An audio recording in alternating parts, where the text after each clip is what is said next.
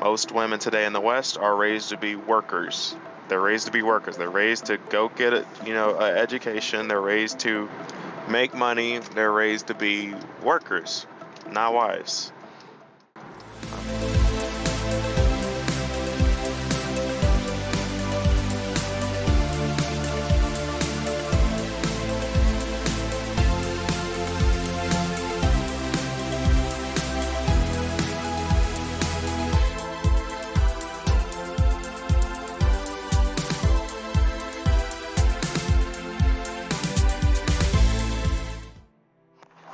Hello again. Welcome to another episode of Purpose Driven, where I, the middle child, drive with a purpose. To continue where I left off last time. From my perspective, it's as a young black man. So, as a young black man, you are going to have to work a little bit harder than the rest, unfortunately. That's just the way the world is. But you know how I say it? The world is not fair. It is indifferent.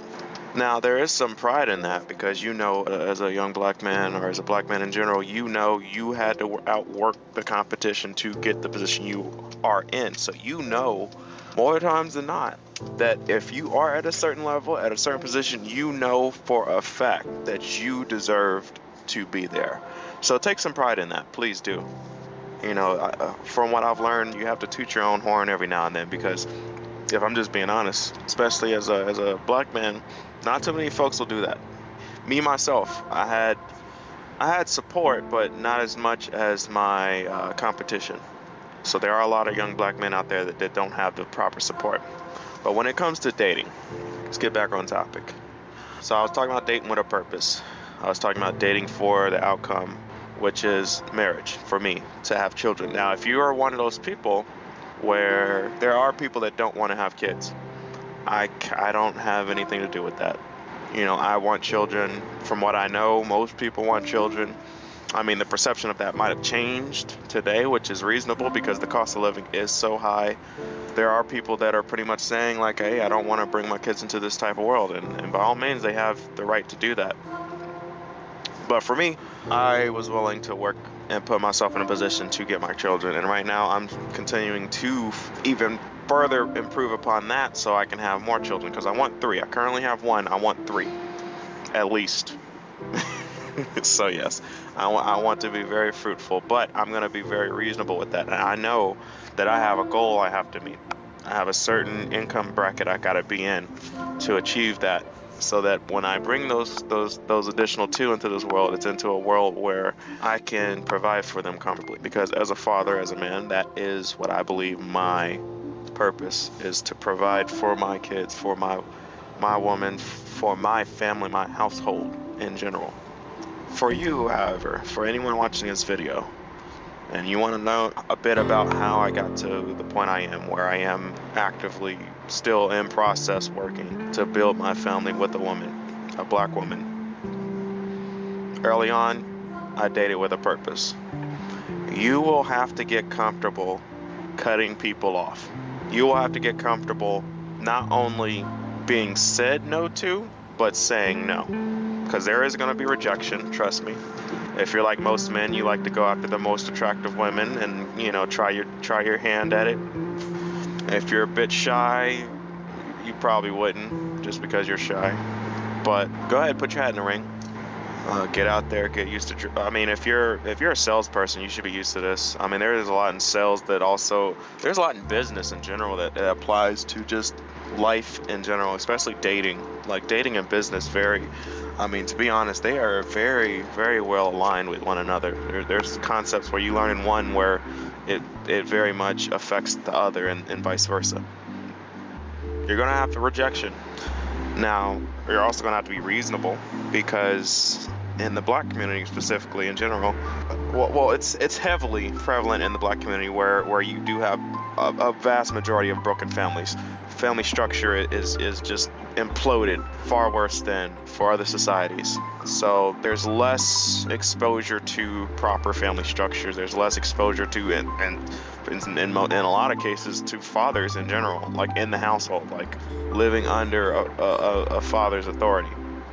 Now, there has been a prevalence in other communities as well, but the black community has suffered by far the most when it comes to this. That being said, you're not going to be getting or finding perfect people, especially when you're young, especially today in the West. Most women today in the West are raised to be workers. And I'm gonna say it just like that. They're raised to be workers. They're raised to go get an education. They're raised to make money. They're raised to be workers, not wives. So much so, like it's a thing they do now where they scoff at cleaning and cooking because that used to be the pet peeve of the housewife. Oh, she cleans and she cooks. Well, now most women today, they be like, clean and cook. No, I don't do that. And it's just like, so you don't clean your own room, you don't cook your own food, like come on now, like. And it's this thing, this pendulum, I like to call it like a pendulum swing, where it's like it never stops in the middle. It's like you had back in the day, you had the general housewife who used to cook and clean, instead of it kind of going to a neutral area where it's like, okay, well, it's not standard or mandatory that she cook and clean. Now it's like, okay, she cooks and clean as she needs to. But no, it swings right on past that, all the way over to I don't cook, I don't clean. And you'll find these extremes happen a lot. It goes from one extreme to the next instead of settling in the middle at a more ideal place. Because there should be, I'm all for freedom of options, not freedom of outcomes. You have the option to do what you want, but each option has a consequence. So when you're dating, you will, and most women don't cook nowadays. They don't cook like that. So, and especially if you're young, trust me, you should just be happy if you get a nice, attractive woman. Like, let's just be real. If you're young, of course, there's going to be some things where it plays a good part in, okay, is she a good fit for you? The cooking and cleaning thing, someone can learn how to do that. And to be honest, if you're doing what you're supposed to be doing as a man, trust me, she'll naturally align because she'll want to be productive as well. At least if you pick a woman with the proper qualities. So as a young dude today, like I said, unless you're like that top 10% straight out the gate, you don't be trying to look for no top 20-30% of woman. Don't try to look for no genuine housewife, because you're not going to be able to provide for her. No, you're going to get a girl that's most likely in college. She's on her way too, and she's been told to be a college student, get a job, etc., etc. But you have to be able to work with this. You have to be upfront. You have to be real. There's no, I'm not all for game, this whole dating scene where people run game. And no, I'm me. This is me. This is the outcome I desire. Hey, you cool? You want to come? Hey, kick it with me. Just be yourself. That's one thing I do say all the time. Like, be true to yourself. Be yourself. How are you going to know when crap hits the fan and then you've been faking all the time? And now you're your real self, because you were faking all the time, and now she's unattracted to you, later in life, because you were faking it for a while. No, just be yourself. The type of girl, the one that really fits with you. And I don't mean to say the one as in you only get one, there's only one girl out there for you. What I'm saying is, there could be like an assortment of women that can fit with you. But general rule of thumb, I like to think like there's 80%, the 80% rule, where it's like, if someone is based on some qualities that are necessary to make a good fit for a wife, specific to the individual, there's of course there's mandatory stuff where it's like, femininity is at least femininity in its natural state is mandatory. Is she comfortable? If you're attracted, because let's be real, some guys are attracted to a little bit more masculine of a type of woman. But if you're attracted to that, for me, that's a must. She must be feminine. I am very attracted to that. That's what I'm attracted to. So there are going to be some qualities that are must-haves.